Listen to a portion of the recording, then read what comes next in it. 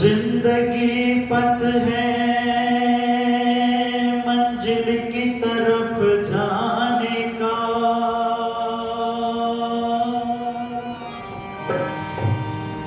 जिंदगी पथ है तूफानों से टकराने का। मौत सो जाने की बदनामी है,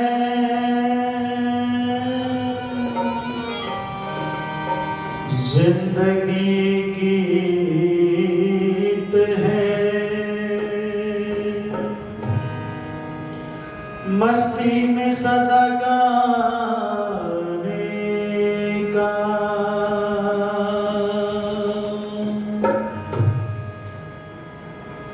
जिंदगी गीत है मस्ती में सदा गाने का।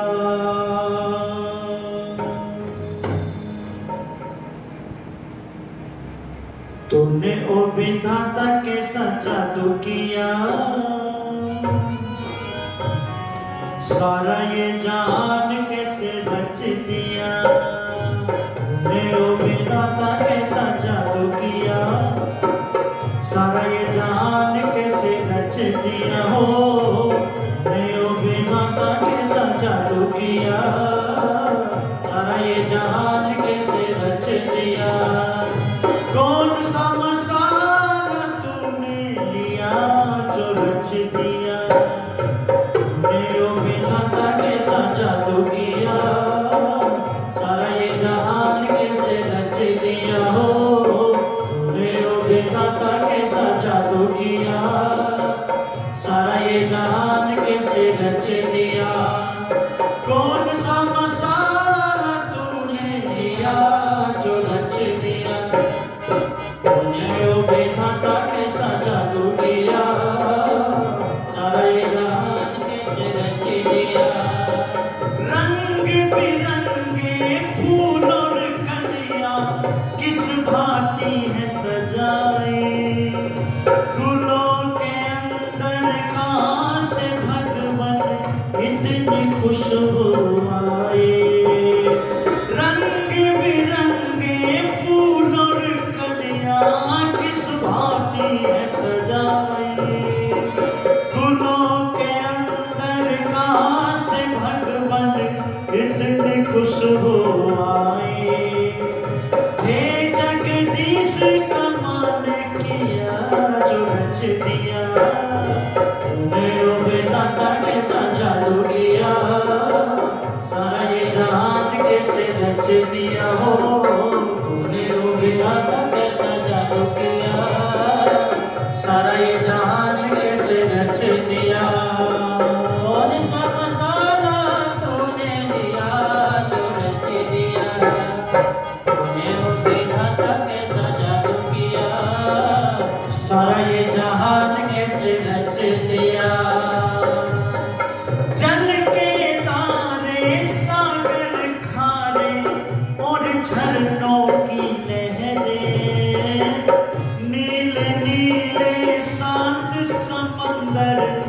नदियां और ये लहरें, जल के तारे सागर खारे और झरनों की लहरें, नीले नीले शांत समंदर, नदियां और ये लहरें, ऐसे सभी का ख्याल किया,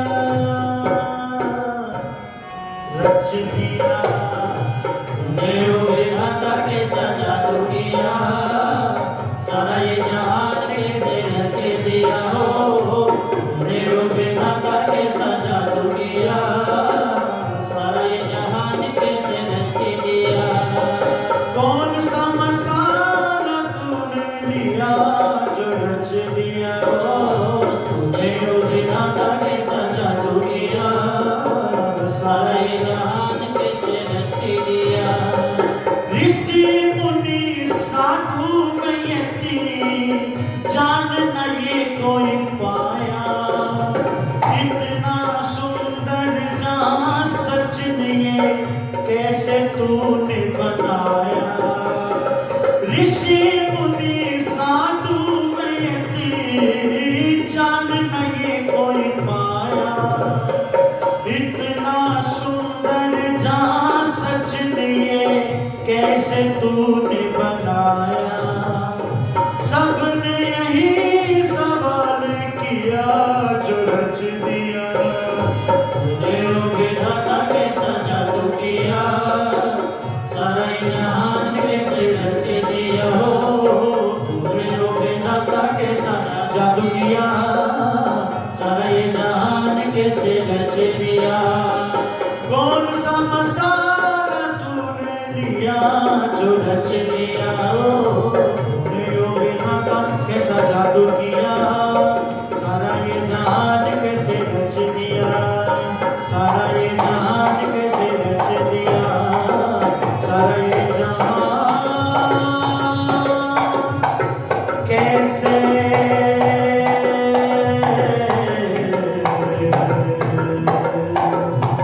रच दिया।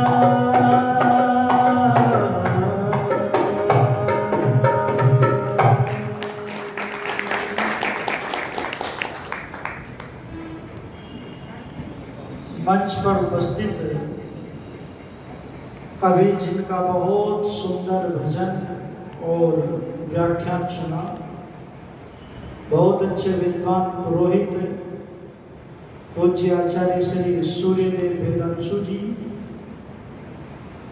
इस आर्य समाज के संरक्षक आदरणीय श्री गंगाधर अहलावत जी सामने बैठे हुए हैं। इस आर्य समाज के यशस्वी धर्मात्मा प्रधान श्री जगदीश प्रसाद आर्य जी, आदरणीय श्री वीरेंद्र कुमार आर्य जी, रामपाल आर्य जी,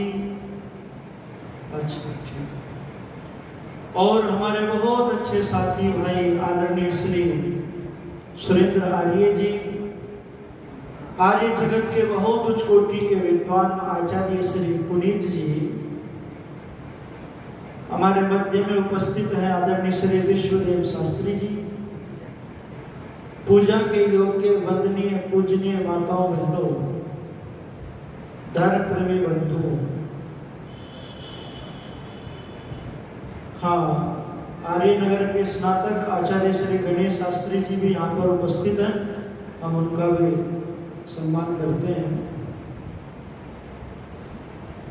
कुछ नौजवान चर्चा कर रहे थे कि आज के दौर में त्योहार फीके हो गए। कुछ नौजवान बैठ करके चर्चा कर रहे थे त्योहार फीके हो गए। आज पास में बुजुर्ग व्यक्ति जा रहे थे, बुजुर्ग ने कहा, भाई नौजवान, त्योहार फीके नहीं हुए, लोगों के व्यवहार फीके हो गए हैं। व्यवहारों में वो बात नहीं है जो होनी चाहिए। और बहुत सुंदर गृहस्थ की चर्चा उन्होंने हमारे मध्य में साझा की पूज्य आचार्य जी ने। बस उसी बात को मैं भी थोड़ा सा आपसे साझा करना चाहता हूं। आज के दौर में जिसका परिवार संस्कारित है ना, भले ही सुख सुविधाएं कम हो, उनसे अमीर व्यक्ति नहीं है कोई। मैं राजस्थान में बहुत स्थानों पर कार्यक्रम देने चाहता हूँ, पूरे भारत में, चाहे कोलकाता हो, कर्नाटक, महाराष्ट्र, पूरे भारत में लगभग मैंने कार्यक्रम दिए हैं। एक पिता का फोन आया मेरे पास में, कहने लगा पंडित जी बहुत ही अनर्थ हो गया।